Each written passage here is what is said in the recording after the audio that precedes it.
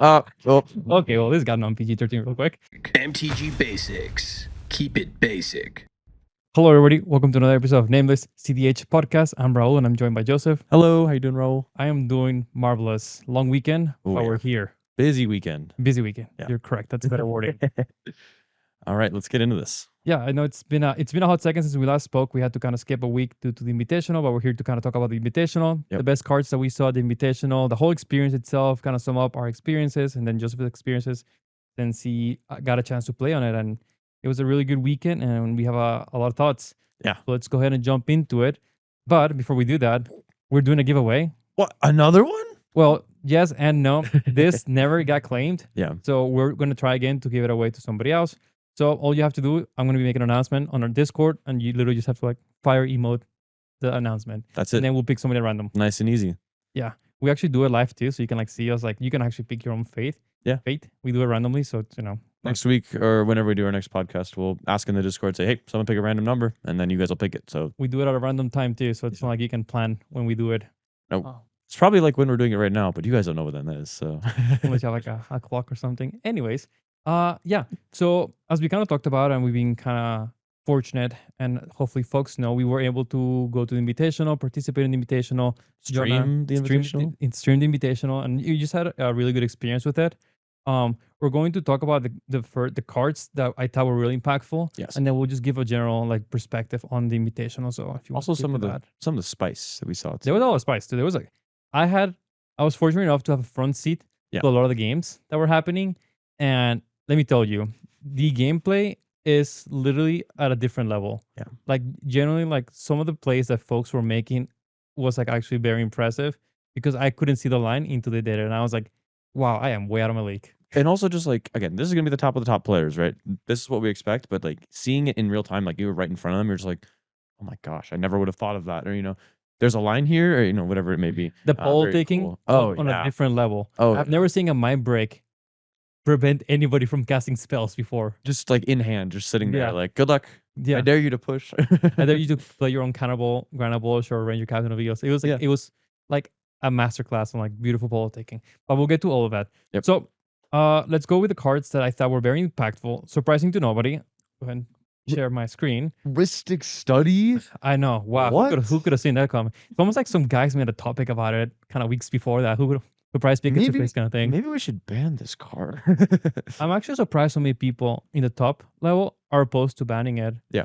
I was impressed with the pushback that folks are against banning this card. And I don't understand why from their perspective, but I don't agree with it. I think it's definitely I don't want to say coping mechanism, but people are so used to having the Rhystic Studies and drawing 40 cards off of it. I don't think they want to lose that. But I think from a standpoint of the format, we need this card gone. Yeah. It just needs to go.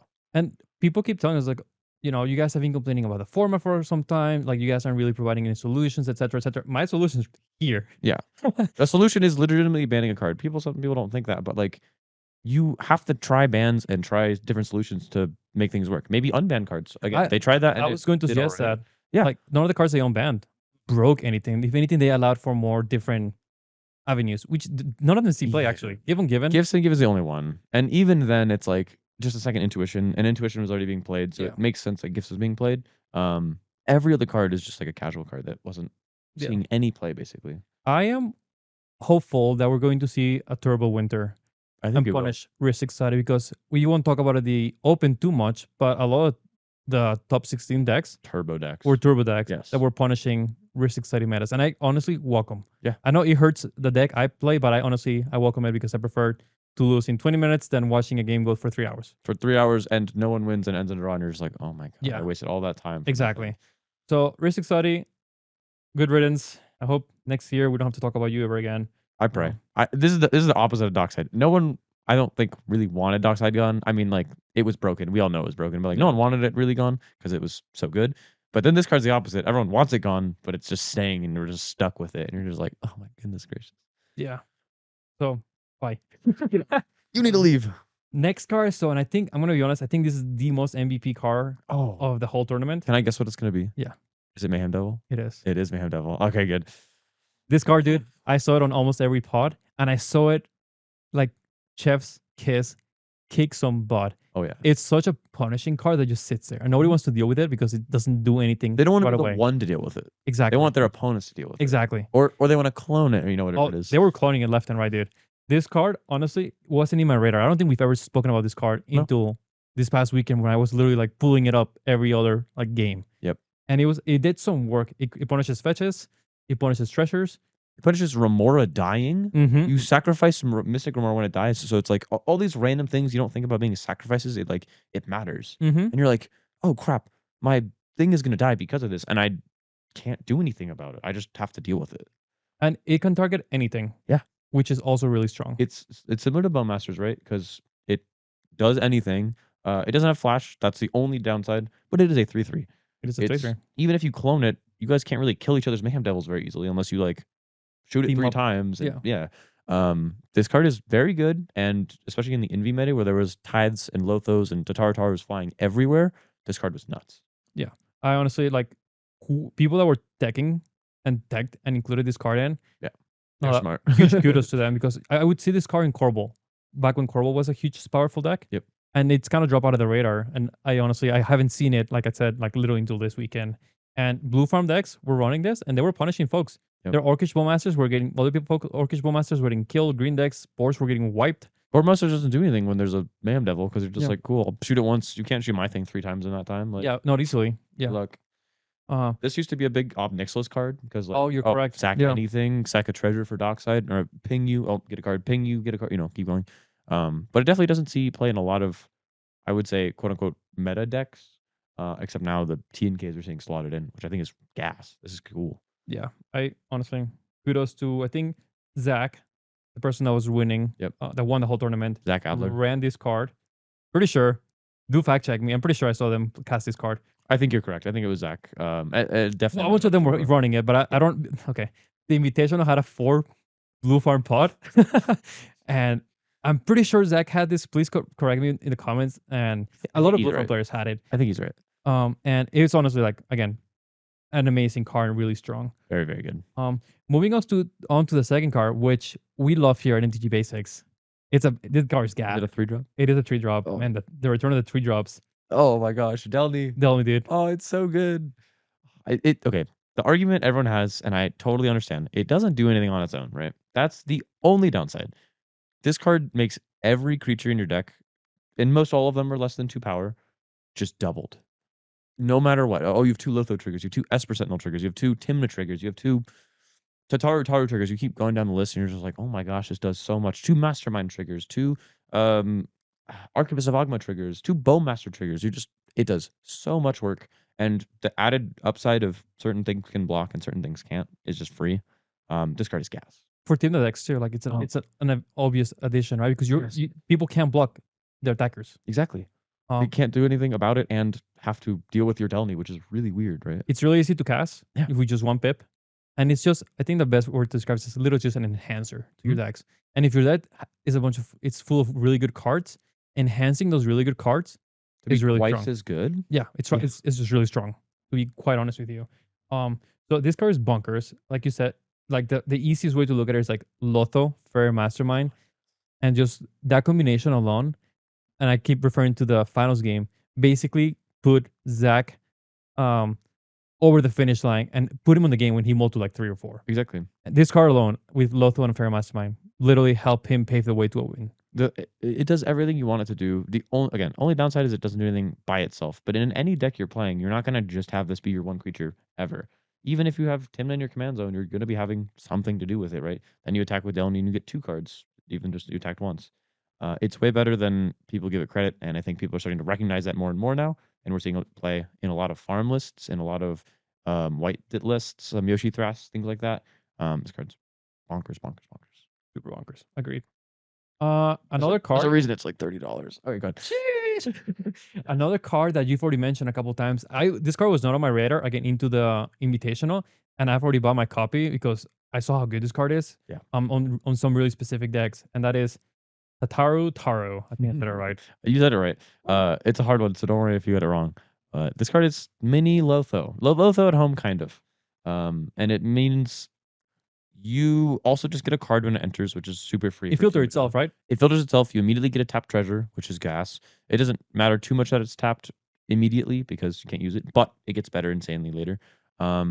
They get to draw cards. You get the politic like, hey, if you don't do this to my board, I'll give you a free card. Get some little political power, some goodness. And then there's so many Rhystics, Fish, Timnas, Croms, Thrasios, everything, right? That'll just randomly draw a card not on your turn, which will give you more tap treasures.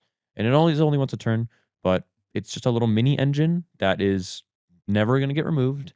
It's never going to get attacked or blown up. It's just going to sit there the whole game and make you a ton of value. And again, it was 2 mana. No, I think So it's really good. Obviously, you can only make like 1 treasure per turn, right? If I'm reading this correctly, that's okay. Even then, that's fine. Because if you have a Delney, nice. Yes. So I think this card is really good. I think the fact that it just gives you a card right away, it's also a really good blocker, 03. So it prevents your opponent Timnas attacks. Any Timnas, any Ragavans, any, whatever it may be, they're not getting in. Unless they're swinging a Crom at you, you're like, oh, okay, you got it. But anything else? Yeah. Card's good. I highly recommend. I saw, again, a lot of this card being played, and it was like a bit varied. Even like I saw Sisei list running this card. Yeah. That's how good it is. It's a legendary, so it makes sense. White legendary, yeah. But pretty good card. Highly recommend it. It's almost like that's a good card. That's a good card. And I don't want to. We'll get into this, I think, next card. But Facebreaker with this card, Facebreaker says just any treasure. You sacrifice any treasure. Doesn't matter if it's tapped. You don't care if it's tapped. I'll sack this treasure, get a free card. There's so many possibilities with it. It's super good. The impulse ability on professional Facebreaker was leading to victories. Yes. This card is so good because again, there were so many treasures from Smothering Tides. There were just so many like additional treasures from Lothos that like, people didn't have the ability to draw cards, and the way that because of the impulse ability that it has, where you can sacrifice a treasure and reveal a top card, you can tutor for something and then cast it. Well, Vamp Tutor for any card and then get it for free by sacking a treasure? Oh, that seems pretty good. No, it is. With your Smothering Tithe and Lothos? Seems pretty good. Absolute gas, dude. Yeah. Like I was actually again impressed. This card, you see a lot of play with it on blue farms. I haven't seen it as much in our current meta because our blue farm players are Little turbo. Yeah, turbo-ish, and also, or they just play Rhystic Studies. Yeah. And we still Rhystic and Studies. sit there and draw cards. wait and draw cards and wait, and then cast silence and then wait and then wait. Oh, I get some more waiting and wait some more. So this card, honestly, this is really good. I don't want to I didn't want to top 10 this because all these cards are just really good by themselves. Yeah. And if they're applicable to your deck, you should take a look at them and see if you're able to play them. One of my cards that I used to play a lot that I was, sad that I had to cut was Mnemonic Betrayal. Yeah. I have mixed feelings about this card. I've talked about my mixed feelings about this card, but you go first. I think this card it's always good. If it resolves, you're basically winning the game because you have everybody's graveyards that stack. And in this meta where people were just casting spells, countering some spells but not really pushing, they're just kind of like dipping their toes in and pushing back, if you will, like almost immediately. Oh, my sounds got misstepped. I'm not gonna push. Yeah, exactly. Things like that. Now you have a mental misstep and a sounds. So once these cards resolved, dude, it was basically like you win the game. It's a second win con in any deck that plays black blue that was a lot worse, I think, a few months ago. And I talked about that too. And I was like, this card doesn't really do anything because people are just sitting behind stuff and not even pushing. It used to be like you'd sit behind your whole hand and not even push once until you're unstoppable. But now it's like, I'll push a little bit. I'll push a little bit. I'll push a little bit. I'll tutor for a win later or a born or whatever it is. And now it's becoming better again. Set up. Exactly. Here's another engine. Here's another engine. Here's another engine. You just keep kind of churning. And that wasn't really what it was as much before. It definitely was, but more so now. Yeah. And I think this card's getting better again. It's kind of wild to see how the meta has continued to just drift and just change. Oh yeah. Like every couple months, right? Like it keeps changing to what it was. Like it used to be like very creature heavy. Now it's very Rhystic heavy again. Yep. And before Copy that, enchantment, mirror mage, smothering tithe, fish, and all these things. Yeah. Or still enchantment too. Steel enchantment. Yeah. Yeah. So this card is good. We'll see if it gets getting played. I saw most of the blue farm players were running it, and a couple wrong sides were running it because it is a win con by itself. So it has to be answered, or you win with all your opponent's cards. Yeah. Which means they can't breach right away either, too. A little side note here: I actually didn't see that much flash speed on the stream games that I was watching, which was unexpected. I saw a couple of them, but I wasn't seeing it all the time. Yeah. Obviously, we'll get more into the games a little bit later. Most of the games ended in draws, which is expected. The Invitational had a lot of draws. I didn't know about that. We'll get to that. But I honestly didn't see that much flash speed, which is I guess a little like a little tangent here. But the next card that I was actually impressed to see a couple times was the boy Adnas. The Peop- goat. People were jamming Adnas, it, which they should. Card's I good. think they should too. You see it less and less so on your main phases, but I saw a lot this weekend. Not just in my invitational games, but in just like fun games too. People were just like, "Cool, I have a Naus turn 2. Good luck. If I get stopped, I get stopped. Oh well." Yeah. And that's kind of how you're supposed to play this card. You're not supposed to sit behind it after 5 turns and just like wait. Not do anything. No, you jam. Yeah. You jam because it's gonna win 85% of the time, and if it doesn't, you have a perfect 7. You pass. It's like super good. I'm finally again, like you're saying, glad to see more people actually jamming it. Yeah, and people should be punishing life totals. Yeah. We were talking last time that people aren't going to combat. No. Even I was watching again the top players. They just had a 3/3 Mayhem Devil just chilling there, not attacking. And I was like, brother, attack. Yeah. Wide open. And I said this last time too. Like the one I think reason you don't attack is if you play Quarter Calling or have it, or Sure. you want your creature to tap. But even then, if you're playing Quarter Calling, your deck probably doesn't attack very much, so it's a lot less. The farm players really should be attacking each other. CH players don't really like know combat very well. I feel like, and that's not a hot take. That's just we don't do it very well. Yeah, no, all of us. Not at all. Yeah, and we need to be better about it. Like, hey, I'm gonna hit you for 2. Like, oh, why? I'm not on blah blah blah. Like, okay, well, Don't care. I have no reason not to, Okay. and I have a blocker already that just came in, so I'd rather just attack you for 2. Yeah. And it's a good argument to say like I don't play certain things, but you should attack them. It's like, did I stutter? Yeah, dude, I'm declaring an attack. Next card. I know we're flying through this, but it's just there's just so many cool cards that we want to talk about. Deadpool, Oof, controversial card. gas card though. It's so cool. This card is caused issues with some judge rulings and because it's a complicated card, and I understand like why it can be confusing. It's just a weird card, and all of it is just weird. Definitely gets played on CSA only. For sure. Maybe a Rakdos deck or 2. Yeah, you're right. But I guess I only saw it on CSAs because of the Invitational. And it is a card that it is difficult, especially when there's an Enduring Vitality and when things come in and people are cloning it. I sort of got that game had like layers and layers of cloning this card.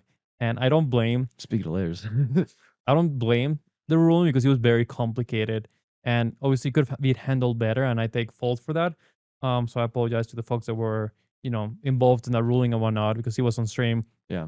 But at the end of the day, people are human beings. They will make errors. People will make errors, and it's just a fact of life. And it's kind of hard to know all of the rulings of your own cards too. And you're like, well, this is a very weird situation. I did never expect this. It's tough though. Again, like you're saying, people make errors. It's okay. But try and like learn a lot about the cards you play. If this is a situation you think could come up, be like, okay, let me talk before the tournament and see like, hey, judge, how does this work? Get a bunch of questions and answers.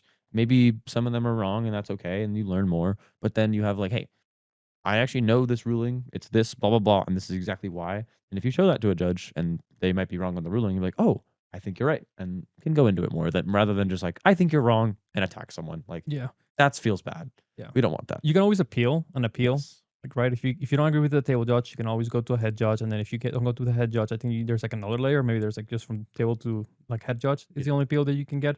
And that if the ruling is what the ruling is, that is what it is. Something I did previously when I used to run Blood Chief Ascensions, because I would sometimes get mixed rulings with like tokens dying. Yeah. Because sometimes folks would think, okay, it goes to the graveyard, so that triggers it, right? But then Blood Chief Ascension reads that it has to be a card. And tokens aren't cards. Tokens aren't cards, yeah. And that's how I would like ask the question, because sometimes I would get mixed rulings, right? Because I'd be like, I know what the ruling is, but the judge disagrees with it. Yeah. So I would pose the question to them. It's like, okay, judge, is a token a card?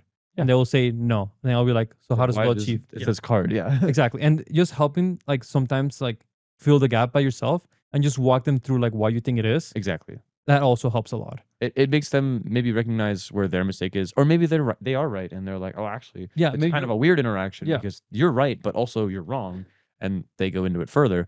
Again, it's always a learning. It's like layered. It's like super layered.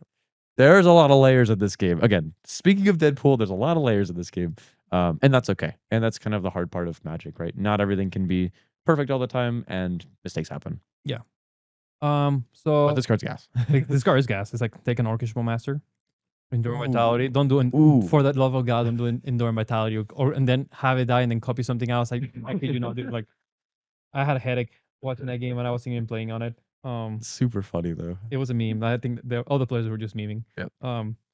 Okay, let us go to the next edition that I saw on Blue Farm, Gas. which was Vivi.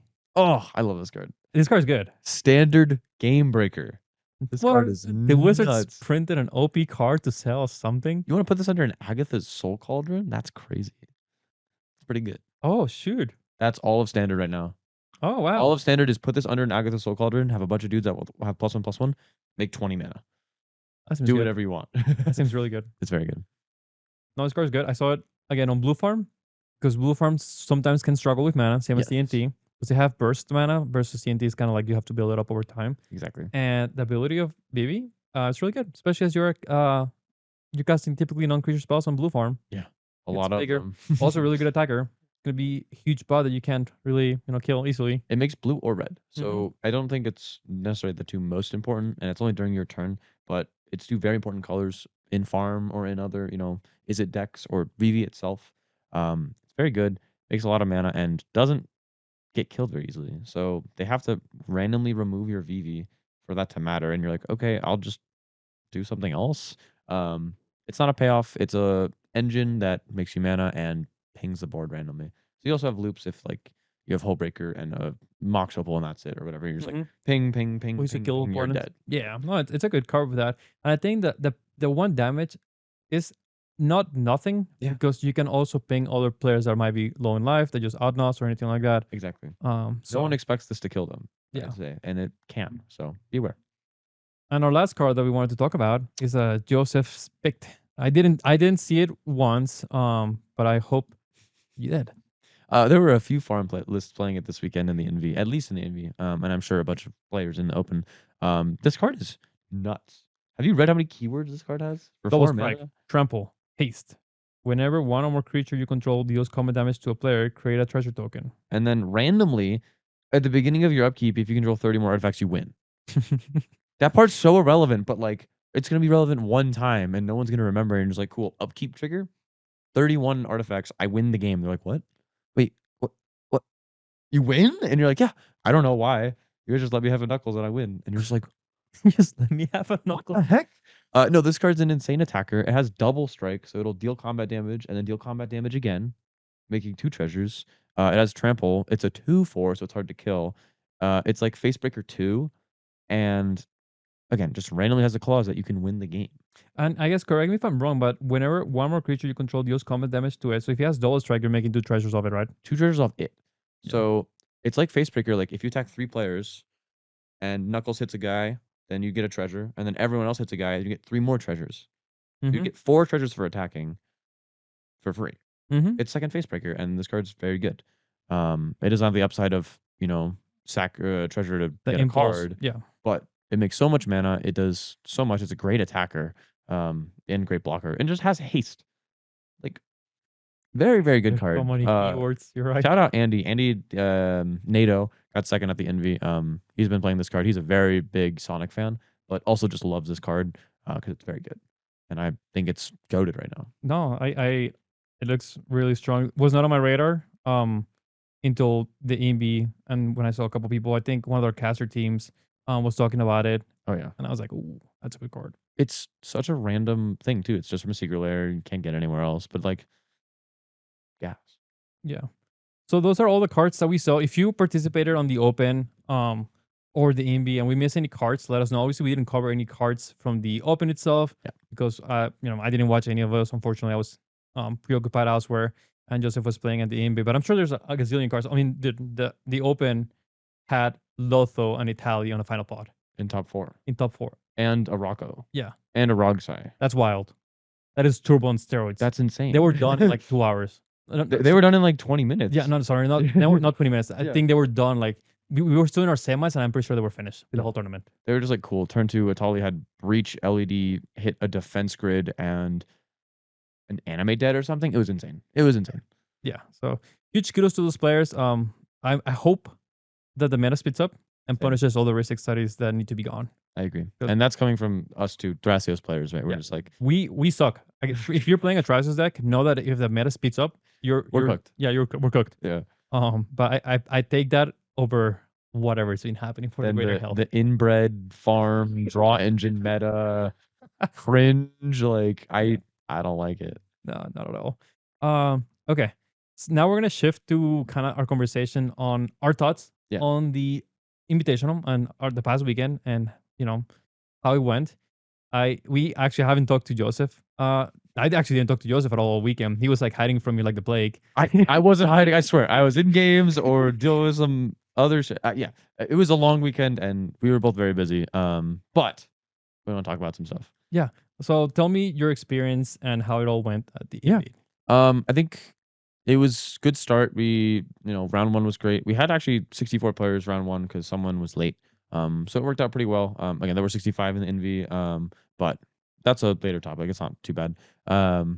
We started round one. It was just unfortunate. Like some I mulled a 3. It was a bad game, whatever. Then going to game 2, the 65th player did show up. They were like late, but got there. So I was stuck in a few 3 pods, which is unfortunate, but there wasn't really anything we could do. We had 65 players. It's make the best out of your situation, right? Yeah. Besides the 3 pods, I think everything went well for me. There were some interesting judge calls I heard about. Not that I was in or anything. But some weird things with like someone got a not GRV, but a warning for slow play with their own Voice of Victory on the stack, which was wild. There was some weird stuff, but again, it happens as a tournament. People make mistakes. But that one, I was like, what? Interesting. Someone got a slow play warning with their own win on the stack? Okay. Wonder if they were just over politicking. The players were politicking for sure, but I mean, the player who cast the spell is going to be passing on their own, and it is passing on their own Voice of Victory. It's not like they are the ones like Doing anything. holding That up is the wild. game. You know what I mean? Interesting. I wonder if there's more context that we might just not know. Maybe, et cetera, exactly. et cetera. And that's totally probably the case. But there was some interesting stuff with judging. I don't think it was bad. Just again, maybe it can be improved upon in the future. Everything else went well. I know the stream went well for you guys. I had a wonderful time and saw so many amazing people this weekend. I'm sure you did a little less because you were stuck in stream, but I mean, saw some folk. We got to see Waffle, who lives in New Mexico, not too close to us. Our buddy, Our teammate. yes, and was a fantastic time overall. But the tournament itself was a little scuffed for me, and that's just my experience. So I took some L's, and that's okay. Well, yeah, you win some, you lose some, right? Exactly. You can't, back to back top card all the time. I was trying to. And I was trying I know to. you wanted to join me in retirement. Not yet, sir. No. You get to play more. Yeah, I'm happy to hear that you had a great weekend and it was generally positive. I know I heard about the judge stuffs as well, and obviously we had like the whole situation on the stream table, Yes. where we just had Some miscommunication. Yeah, or exactly. Some issues. Yeah. and it is what it is. Like I know people were complaining, or folks maybe not in the invade itself, but outside voices were complaining about the whole 65, Yeah. and they were just poking fun at it. And I guess you can tell me, but I felt like the players that were playing at the 65 did not care about it as much. Or maybe they did, and I just didn't hear them as much. It definitely wasn't relevant for most players because most people didn't just like lose and then get stuck in 3 pods. Unfortunately, that was the case for me. It did honestly suck, and I'm just gonna be straight up with that. But like, what can you do? You can't like change the situation you're in. So Yeah. you kind of just have to take the good with the bad. But it was easier to win a 3 pod than a 4 pod technically. So like, I got out eventually and I got a win, but it's just a different game and one you're not really preparing for, one you're not practicing for, or getting all these reps in. And I'm not ever playing in 3 pods unless someone dies early, but that's a different situation, right? Someone died early. Were you aware that there were going to be 3 pods? Or 65 yeah, players? I mean, we knew about the 65 player thing. Okay. So the hard part, technically prepare for it. exactly. And it's again totally valid. Like we can deal with it. But it's just a weird situation and one that we didn't expect to be put in and actually have to play out, I would say. And that's okay. Yeah, I think the tournament was pretty well ran, both the open and the Invi. It looks like you got I appreciated the 3-hour cap on the semis and the finals, and also like in the between rounds, just 80 minutes plus 20, and then you're done. Yeah, because that means on day 1 we were done like around 6 or 7 p.m. It's pretty reasonable. Day 2, obviously, we went like the whole 6 hours between semis and finals. But that's the semis and finals. It's always going to be sense. longer than regular Swiss. That's the hard part, right? But we were still there till like 9, which is nice. versus like 11-hour game. That's we ridiculous. were getting kicked out of the venue We were- hall we so were- hard. We were literally the last people in the. Everybody else had left us. Everyone left, and they're like, "You guys need to get out now." And we're like, "We got to put the equipment away, dude. You're watching us put the equipment away. We're trying. Did you see us here texting? We're like, yeah, as fast as We're not just like twiddling our thumbs. We're putting everything away. Yeah. I'm taking tape off the ground. Like, Yeah. Oh, great. Happy to hear that, and hopefully, again, maybe you get a repeat next year and try again. that's the hope. I think it's gonna be a little bit different structure. From what it looked like Zane was saying. I think a few more people, maybe like 76 or something weird. I don't know exactly, but I think it's a little bit different structure. So we'll see how that goes too. I guess I'll talk about how the stream went and all that Please. production stuff. We, as folks hopefully know, we had the great opportunity to stream the Invitational. It was an amazing opportunity. We had put in a lot of work beforehand, as we've been talking about. We've been like testing. We've been practicing with casters. We've been doing a lot of different things just to get it. Just in the case that we ever got another like opportunity to like do a huge tournament, we would be ready. You and Waffle spent so many hours the last like 3 weeks just like, here's all these things, here's all these things, here's all these things. Okay, we're gonna do a test stream. We're gonna do some test casting, do a bunch of this stuff, and it was amazing. It worked out really well. Yeah, it looks like it was well received. Like typically, if like CDH players aren't complaining about it, No, it's been, it's the opposite, right? It's not like you're getting praises. It's like you're not getting complained about is a good thing. yeah, Instead of like, you guys did so good, it's like he's doing something on stream and like ignoring some problems that don't exist. So it's good. yeah. Huge shout out to obviously Topdeck for letting us have this opportunity. Thank you guys. To all the sponsors that helped facilitate the cost and and allowed us to essentially be there. Obviously, thank you to the caster team, Steven and Ethan in the morning. Yes. Ethan, sorry, and Steven and Ethan in the morning, and then Kyle and that's Yaw. a good card. Kyle and Jaw in the afternoon. Both teams knocked it out of the park. Dude, We were it really is excited to work with both of them, and we really look forward to working with them again in the future. We have a really good caster roster, and honestly, they just knocked it out of the park, dude. Yeah. Like Especially they for did like a amazing. first big stream, right? Like this was great. It was a debut for most of them to do like some sort of casting gig. And it was a lot of time. I mean, you guys spent a lot of time like actually streaming, but like for them too, just sitting on their computers and like talking for 12 hours. Some In an empty room, it's pretty difficult to do that. It's not easy to not go crazy. I'm not gonna lie to you. Yeah. So like honestly, huge shout out to them. I also want to shout out the other content creators / entities that have helped us like get information, or just you all pass knowledge amongst ourselves, because obviously the minor meta guys, they stream a lot, and I talk a lot with Adam, and we just kind of bounce ideas off each other, and that's a really good Try way new to things. Yeah, streams, exactly. right? Yeah. So we learn from each other, and obviously like if anybody doesn't know, like Logan over at Critical EDH is like a tech genius, Oh my gosh. and I've gotten That's so all he much, does for work. It's perfect. he has like so much like ideas and like technology stuff. So I've gotten like ideas off him that we definitely used, and just incorporate into our own, just put our little spin on it, if you will. And I really think it's really cool, like how all entities are just like lifting each other up. Yeah. Because something that stuck with me that Adam over at Mine Over Meta said that when it comes to Magic, CDH isn't even sitting on the table, dude. No. We're licking shit off the floor. Like actually. Like and Everything about it is like so baseline right now, and it feels good. So wait until we get better and higher and more progressed up, and like, oh, it's gonna be great. It's gonna be so great. Yeah. So honestly, we learned a lot. Definitely have to put in a lot more work to continue making it better. We're not getting settled for the weekend. We're going to do much more. We took We're not taking notes. another vacation. No. This vacation was work. So like we're not just slowing down. No.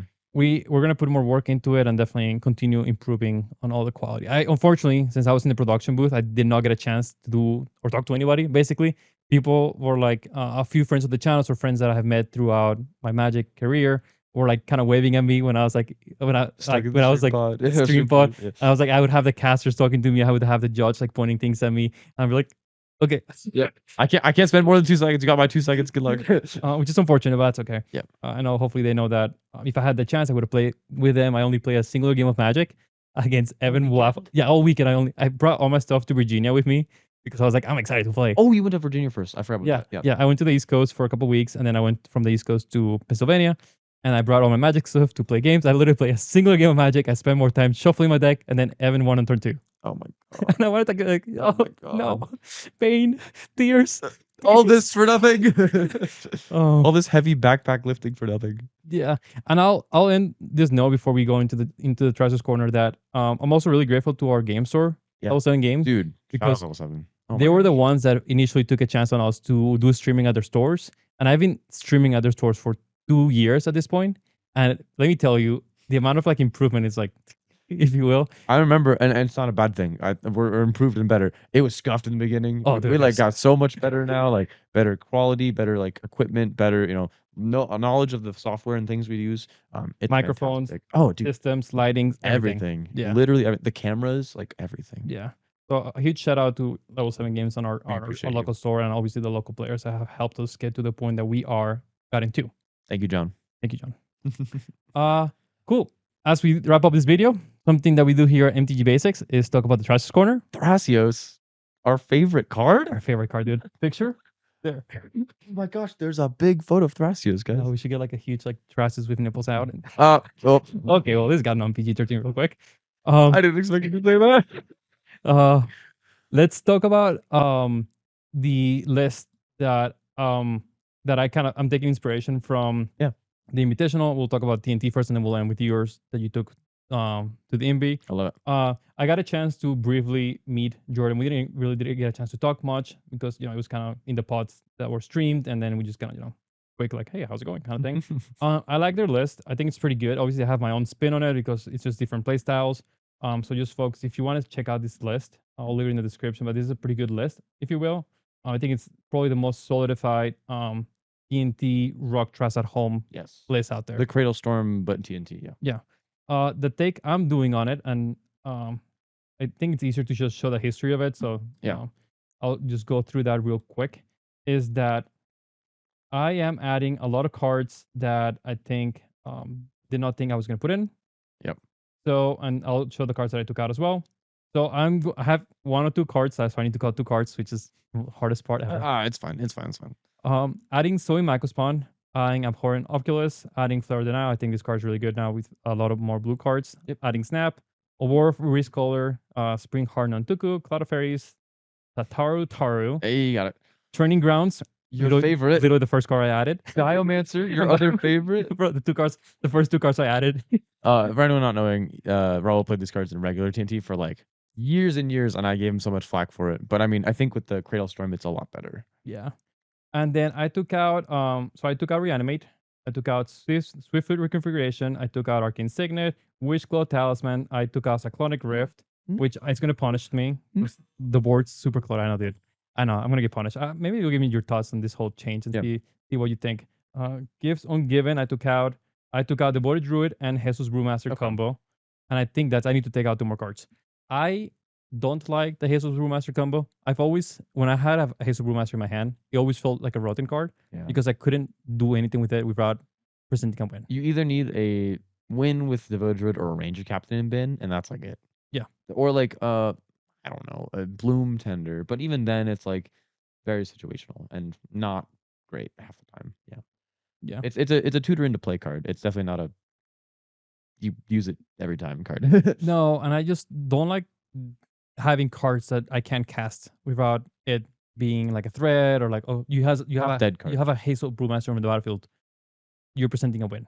Yeah. Or something like that. Or you're close to a win. Exactly. And I don't like being in that spot ever. My games are very like slow grind. Like I'm gonna grind value over time, et cetera, et cetera. So that's how I play the game. Gemstone Caverns is out. Oh, that was 2 months ago. Yeah, I was like, come on, dude. That's when we I figured, but still. We did an episode about Gemstone Caverns, and then a different entity made a video about it a couple days after the fact. And I felt like that was related to us. It's fine. Flattery, or what's it called? Copy. It's copying is a form of flattery. Something like that. Yeah. What do you think about the changes? I'm very happy about everything except Psych Rift. I love Psych Rift. So. Oh, the card's good. I didn't see the board wipes this year. In the invite, sorry. Yeah. There was a few Fire Covenants I saw, but I don't think I saw any Deluges. Nope. I didn't see any Psych Rift either. Yeah. I mean, it's only like the Thrasios or the really blue decks that played them. It wasn't like, very many blue farms or anything. I've been seeing a lot more Snapback. That's a card I didn't talk about, but I think that card's pretty good. You can't do anything when you're tapped out, but it's another free spell, right? And you're just like, I'll get the thing off the board that matters, right? That's actually very true. Yeah. I like that card a lot. I don't have a slot for it in my deck, but I think the farms are playing it more, and I think it's right. Yeah. So that's me. I'll find 2 cards to COD because 1 or 2 is not a legal number for Magic the Gathering decks. at For EDH. Elder Dragon Highlander decks. Yeah. So let's talk about the myth, the myth, the legend. Oh, you Yo. changed the art again. Because I'm not on Sudden Sub. You're not on Sudden Sub? I've been off it for like a Who month. are you? For like a month. For a month? You haven't talked in a month? Who are you and what have you done with Joseph? What the heck? What happened? Real quick, I was so happy to play it and like have fun with it, but I knew it was cope.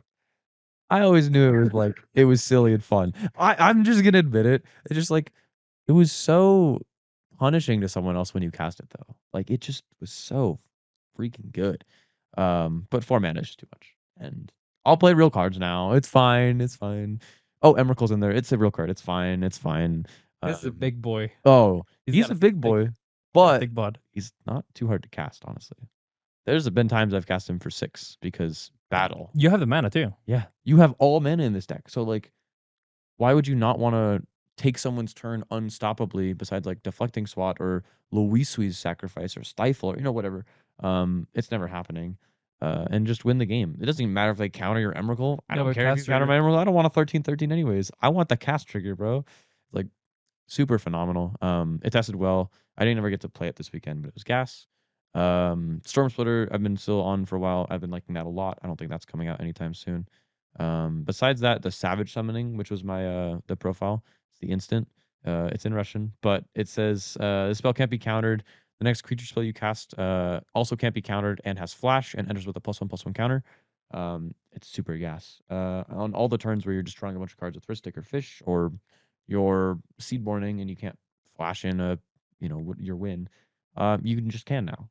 And it's unstoppable unless they Mindbreak trap it or go on top. This card was phenomenal, and I've really, really, really been enjoying it. And I think I've been seeing other people follow suit and like start playing it. It's so good. I have to add it to my list now. I have so many creatures. I know, and it's uncounterable, and the thing is uncounterable, and has flash, and enters with a +1/+1 for 1 mana. It's so good. Oh my gosh. The only bad part is early game, but that's like to be said about a bunch of cards in every deck, right? That-ish card early game, right? Yeah. I think it's great. Anything else that you've added? Pretty much not. Everything else has been in there, or I've been thinking about some swaps, but haven't. Considering cutting like Urza's Saga, maybe a little too slow. It finds you your, expedition map if you need it, but I've been kind of hater on it. I've been thinking about Vesuva. I think I talked about that last time, maybe. Which is that one? Vesuva is enters tapped as any land in play. Oh, it gets played on Legacy lands. Yes. Yeah. The good news is, or the good reason is like you can clone someone's Guy's Cradle if you don't have one, or if you do have a Guy's Cradle and someone else has a flipped Cradle, the Itlamok, or vice versa, you can just have 2 now. It's also good with Elvish Reclaimer, which I'm off right now, but I think is a considerable slot. Oh wow, I have another Town Gates in my deck, right? Like Also really good. Another win con. Phenomenal. I like it a lot. Yeah. Okay. Well, we'll see what changes come out of this. As I mentioned earlier, I'm really hoping the meta shifts to faster. Same. And if that happens, I will need to readjust my TNT deck because that TNT deck is a hella late game deck. It's slow. It's very slow. It's gas, but it's slow. Yeah. So I will have to obviously reshift. I'm okay to reshift, honestly. I welcome it. Yeah. So testing is good. Right? Yeah. Honestly, that's how literally how all the decks. I don't think TNT is far from like solved. Yeah. I think this deck is getting closer to being solved, in my opinion. Agree. I think Blue Farm's definitely solved. This Besides a few slots, but yeah. This is always like rotate out. 95% of it's solved. Like the core deck's there. Yeah. Again, I think there's the 2 versions are really good. Yeah. And I think both versions are somewhat solved. So I'm excited to see how Rog-Thras finishes and then how TNT shapes up. But I also think that's the difference between like a lot of the really, really meta decks and like off meta decks, because there's only so much testing you can do if there's 4 people playing a deck, right? But if there's 500 people playing, Rog-Thras or TNT, you're just like, well, we'll all come together, play our 10,000 total games combined, and then like see what's best. And then you get to like talk about it and swap things. And that's what makes a deck like consistent when that many games are played and that many cards are tested. And hey, what if we really just swap everything and change everything about it? Right? The like whole this core. deck was, right? And this deck never used to be anything like this, and now it's like totally different and insanely good. 100%. Yeah. Very, very different. It used to rely a lot on like loops with Dockside. Cloudstone Curio or Exactly. Relic of Legends and Bergie and things like that. And you don't see like any of those cards really anymore. No. And that goes for every deck. That's not just this, but I just wanted to bring it up and talk about it. Yeah. that about does it for us. Yeah. If you're watching, let us know what you thought about the conversation. If you went into the Invi and are open, let us know about your experience. Just kind of what you went through. If you had any judge columns that you maybe disagree with, if you have any feedback on the stream, we're happy to hear about it and definitely improve upon it.